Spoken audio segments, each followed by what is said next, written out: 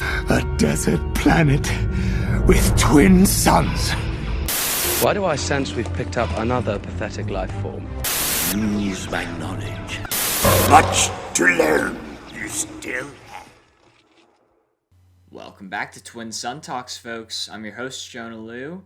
Thank you so much for listening, and happy holidays, Merry Christmas.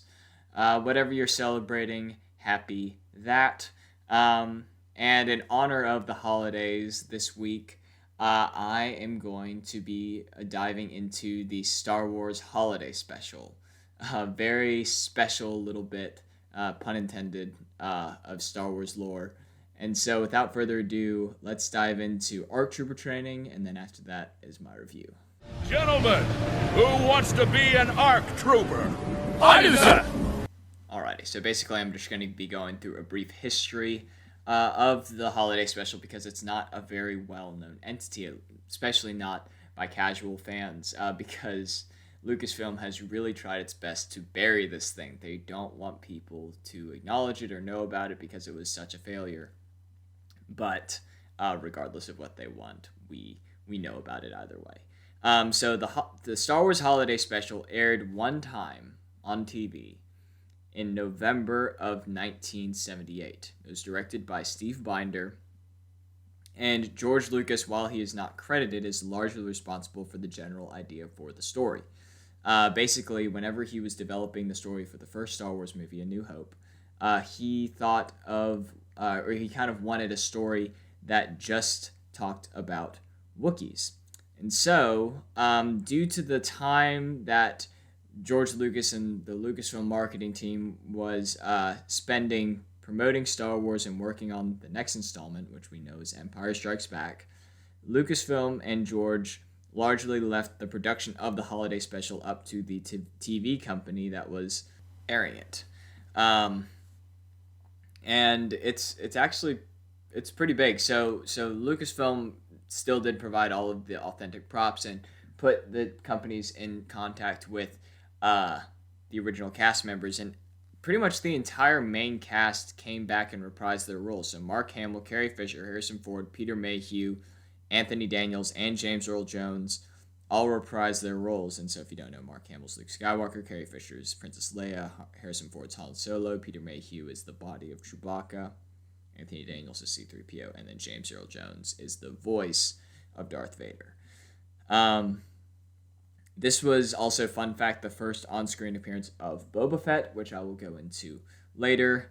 And it is the special in general is generally categorized as a variety show and was very poorly received by pretty much everybody. I don't know any holiday special fans out there. And if you are one, feel free to write in and plead your case. But for the most part, this is pretty universally disliked by everybody. And so that's really the only history that you need to know. Lucasfilm wanted to distance itself from it, like I said at the beginning, so they've kind of tried to bury this. But that's about all I have as far as like the lore around it. Let's dive into I Have Spoken. I have spoken. So if this is your first time listening, I Have Spoken is my review segment. And I mean, there's not too much to say other than this is pretty bad. I think that the scrutiny that it receives is very much deserved. It's not good at all, and it's also not representative of Star Wars. It's barely a Star Wars thing. The only thing that makes it Star Wars is the characters, but the story itself is by no means a Star Wars story. And it wasn't necessarily supposed to be, but at the same time, like, there's a reason that they kind of struck this from the canon records. And it is no longer, I don't think it's canon, but it's pretty bad. And it's so bad that Lucasfilm has essentially tried to erase its existence from the internet and all other existing media, but a couple copies exist on YouTube, and they can be found if you'd like to check them out by simply searching Star Wars Holiday Special in the search bar on YouTube. I just took a quick break to Google, and yes, I'm correct. The Star Wars Holiday Special is not technically canon. But all that said, it's available on YouTube, and I will warn you, it's not an easy watch. It's about an hour and a half long, and it is bad, folks. It's really, really bad. So basically, the story follows Chewbacca's family going about their lives as they wait for Chewbacca to return home for Life Day, which is Star Wars equivalent to Christmas. The stars of the story are Mala, Chewbacca's wife, Itchy, Chewbacca's dad, and Lumpy, Chewbacca's son. Basically, 80% of the movie is just Wookiees roaring at each other in Treewook without subtitles. And there really isn't much flow to it either. It's really just Wookiees having unintelligible conversations and doing random things. And then there's also a B plot that shows Han and Chewie struggling to get back. They're being chased by Imperials, and there's this whole ordeal where they can't quite get back to Chewie's family. And then they're also like they get little calls throughout the deal where like Luke calls in and asks where Chewie and Han are, and then Leia calls in and asks where Chewie and Han are.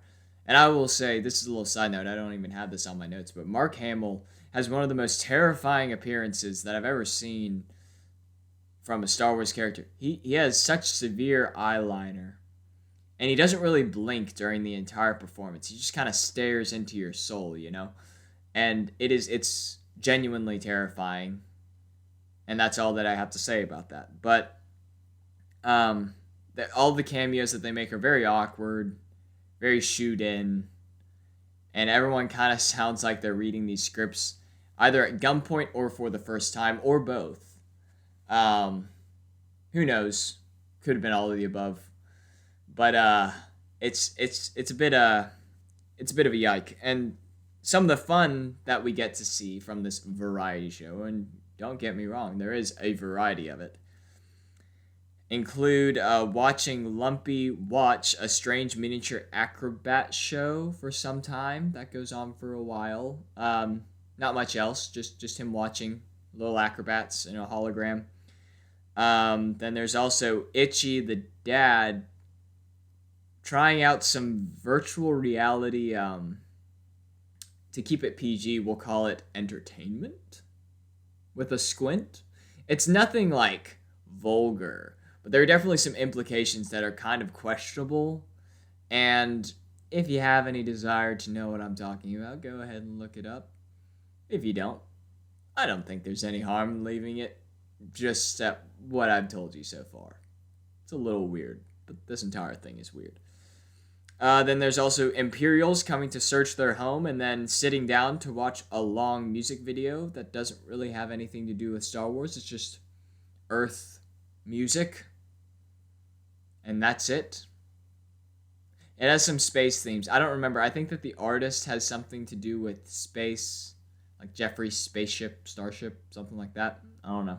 Could be wrong. And then Lumpy, the son, watching a cartoon about the rebels, which is honestly like the best part of the special. It's actually available on Disney Plus. It's called The Story of the Faithful Wookiee. And I mean, it's very old animation, and the style is kind of strange. But I would, if you're gonna check anything out from it, this is an isolated thing. It stands on its own. You don't need any of the context from the movie to watch it. But this is actually the first place on screen that we see Boba Fett introduced, and so that's kind of a cool thing. And I'd say it's worth a watch. It's really quick. It's like 5 minutes long. So yeah, that's that. And then finally, we get a drawn-out song about a cantina on Tatooine being shut down by the Empire. Goes on for some time, and it's so long. All this stuff is so long, and it just keeps going. And it doesn't have anything to do with Star Wars, and it's just, I don't even know. I don't know how else to say it, but it's very rough. It's very rough.